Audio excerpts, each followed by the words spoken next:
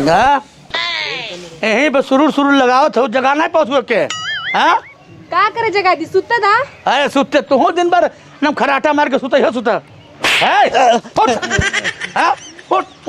अरे दादा ओ नहीं पहुँचते बाग मत कान सुते देता हमरा के दिन भर सुतबे। हाँ दुनिया के मैंने काम पे गई ना कुल लेके चल गए मनरेगा वाले तो सुतल बाटा खाली पैसा पैसा के चक्कर में रहला तू। हां ही उड़ाता पैसा। आज हम काम पे ना जाए कहाँ नहीं जेबे। अब प्रधान के मेरा रली उनके मर गेली। प्रधान के मेहरारू मर गया। हाँ कैसे रे उनके जैसे ना आई ठेवनो बा ना ए में हार्ट अटैक आ गेल तो ततवा चियार के मर गेली। प्रधान के मेहरारू मर गई। हां हार्ट अटैक आ अरे गेल। बड़ा निक रहनी बतावा बिनैया जात रहली हम परसोइया कहली ए ढेला बाबा कहाँ जात बटा। अरे हम जाती बाजारे कहले तू कबो मिलल नहीं। हम कहले का करी भौजाई समय नहीं मिलला कहले कबो आवत हाल चाल ले करा बता। यह जिंदगी के को समय ठिकाना नहीं बच्चा बतावा परसोइया देखली रात दांत चार के मर गई। तो ये का रो तो उनके घर में जा रो जाती बहु जाती सुत सुत सुत लेकिन जल्दी उठ जाए जा खेत चल जाए भैंस लेके। हाँ सुत जो बहु सुत हाँ। जा तू बताओ यार मने के जिंदगी ठिकाना नहीं बा। बताओ प्रधानी मर गई ना। ढेलावा प्रणाम। अरे टेंगन कहाँ जाता रे जा तनी सड़क फेंके के बा। करे बाबू वह कहल बा जिंदगी ठिकाना बा नहीं तनिको। ई तो बात सही बा। मने आज बा बिहार नहीं बा कब अखिया मुना जाए बाबू केहू के ठिकाने नहीं बा। देखो मुनक्का फुआ रहलिन बेचारी मर गईलिन उनके सुनते बराने हमरे हो गई। हां सब ऊपर वाला के बा। और का नाम है मीनाक्षी मीनाक्षिया का नाम है सुष्मिता के बड़की दीदी वो बतावा आवत रहली वो बुलडोजर के नीचे दबा गई। वो परान फेंक के केना सुंदर रहल बतावा अपने देख तोर मामी ना रहली कांति। हां तोर मामी ई बतावा उनके जुड़वा लड़के होते लो लड़की होत मर गई तो 3 दिन पहले हमसे मिलल रहलिन। हाँ जिंदगी बाबू कोनो ठिकाना बा नहीं। बात सही बात देखा बाबू प्रधान कितना बढ़िया रहलिन और समझ ला कि परसोइया हमसे मिललिन कहलिन ए बाबू ढेला कहाँ जाता था। हम कहले भाजी जात थी बस वैसे घूमे कहलिन तू कबो हमसे मिलल नहीं। हम कहले क्या करी भौजी जीव क्या था ना बवाल बा ठेहुन भर से हटा जिंदगी में बा। हम गईली बोलनी नहीं रोवत काहे वाला तू ए ढेला बाबा बाय मर्दवा बताइबा भइल का रोवत काहे वाला तू। अब बोला का बताई प्रधान मर गए। उनके घुटनवा में हार्ट अटैक हो गई दांत चियर के खत्म हो गई। के तो से कहला कि प्रधान मर गेली अबे हम मिल के आवतनी उनसे बा मर जाए थे हमार बेटुआ बा गोबरिया कहला कि हम कहले उठ सारे जो ड्यूटी करे जो दुनिया का लिखे गई कहले ना यार छुट्टी है प्रधान जी छुट्टी कहले बाटे उनके मेहरारू के घुटना में हार्ट अटैक हो गई दांत चियर के मर गए। झूठ बोलता हूँ गोबरिया मैं मर जाते झूठ बोलता हूँ। हमसे कहा था कि हम प्रधान जी लगे जो कहा था हमें महीना में कैसे 5 दिन के हमें पैसा देवे कहले है मनरेगा वाला। 1 हफ्ता कामे कैले बाबू तो 5 दिन के मिली नहीं। 1 महीना में वो गोबरिया 5 दिन के तो 23 दिन छुट्टी मारला 1 हफ्ता काम करेला।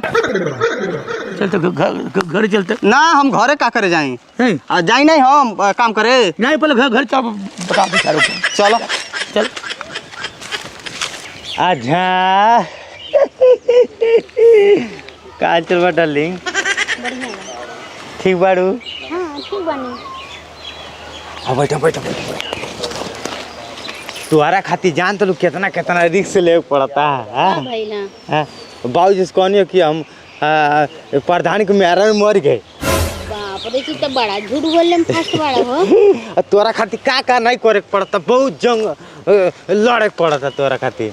वो झूठ बोल दे हमसे सर झूठ बोलते बाबू इतना दिन से ड्यूटी नहीं जाता ना।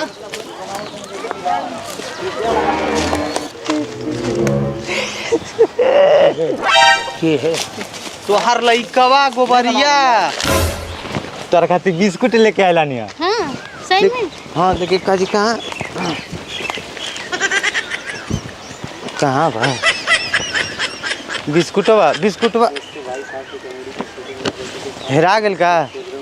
तू वही हवा बोका कुछ हेरवा देबा।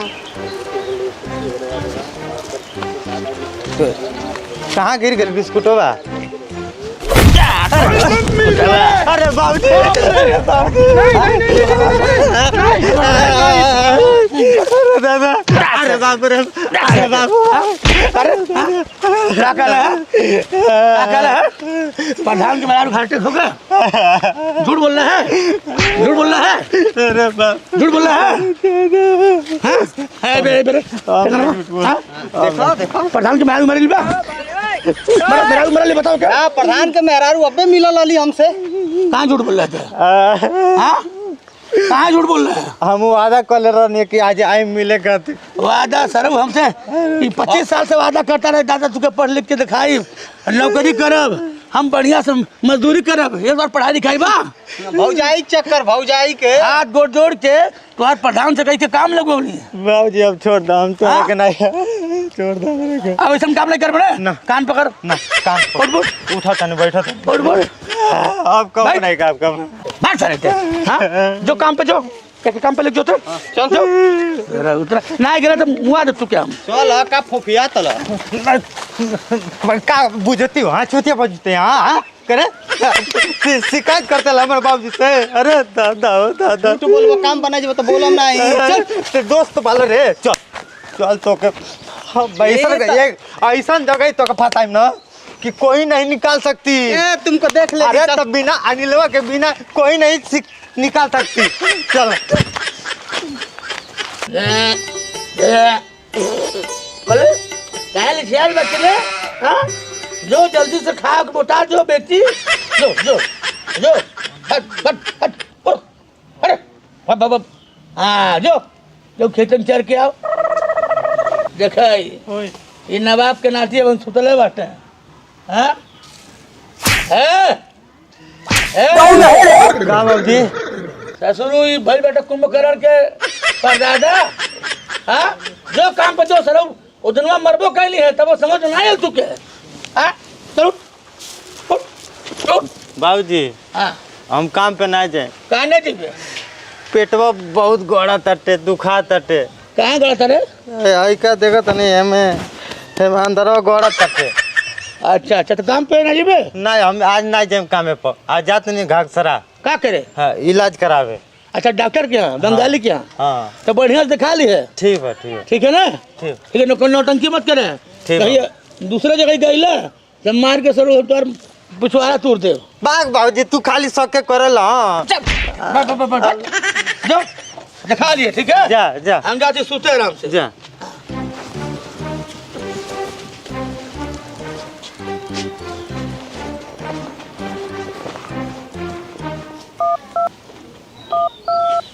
हाँ डार्लिंग कहाँ बाड़ू? हाँ अरे जल जइया कनी आई लालू मिले खाती उज के आव हम औते बानी अबे। अरे जान तोरा कहती हम बहुत कुछ रखले बनी लेके आओ तनी। हाँ तुरंते होते बानी हम। बाबूजी कहना सुते घर में। ठीक बा ठीक बा ठीक चलो चलो ठीक बा रखो तनी नहीं तो बाबूजी जान जाए तो बहुत मार मरिए। ठीक ठीक अभी मजा आएगा ना भिड़ो। अरे निधिया नहीं लगती है गैले नहीं का हाँ सरवा गैले नहीं हाँ, तनी आराम कर लियो के पास तब जाए। नहीं जो दिखाओ जो चलो जो दिखाओ जो अब तू गया बेटा अब तू गया देख तेरी औकात में दिखाता हूँ तुझे। डॉक्टर ने दिखा लिए ठीक है हाँ ठीक है दवाई ले लिए ठीक जो है। जो सर का कितना दिन से कति खटिया बनवा दे समझ नहीं पाता टे हल जाए दिन पिछड़वा तब तक समझ पाओ दिन खटियो टूट गए चला ये तो खर्चा बढ़ल जुग से हुआ जहाँ आज तो उनके उल्लती आई ने बोल इनकर इसके बाजी भूत उतार दे सर दक्षरा गई बटे ना चलो हम उठते हैं हमारो नाम खेला है आपके लाज लगा बाप के नाती भइल बाटे वाला मजाक लहल ऊ तो हऊ एथिया बाटे ऊ हमारा फंसा देला हर जगह हम तो भाग गए नहीं तुरंते। तू भाग गई तो हम पीछा गए गचे थे ठीक बा। सुना ना तोरा खातिर देखा तलू कितना जंग लड़े पड़ता हाँ का हो गई? बाबूजी से देखा तलू कितना झूठ झूठाई बोले पड़ हम बाबूजी से बहाना कह कहीं नहीं घाट सरा जात नहीं पेटे में है दर्द बा सही में दर्द हुआ? ए बालम मार के आज पकड़ा जी मतलब का है? हाँ? आज पकड़ा जो अब जनिए ना पही एक गाना सुनाई गाना सुनावा लेकिन आंख बंद कर। हाँ आँख मर करके हाँ। हाँ आँख बंद कर सुनाए आनन पा दिया आनन के नन पा दिया आनन के कैसा लगा था और सुनावा। आनन पा दिया आनन के आनन पा दिया आनन के क्यों पा दी तू अपन हथवा द हमरा हथवा में। हाँ अपन हथवा द। अपन हथवा हाँ तोरा वजवा काहे चेंज लगता हाँ हाँ हाँ। आनन पा दिया आनन के अरे बाबा अरे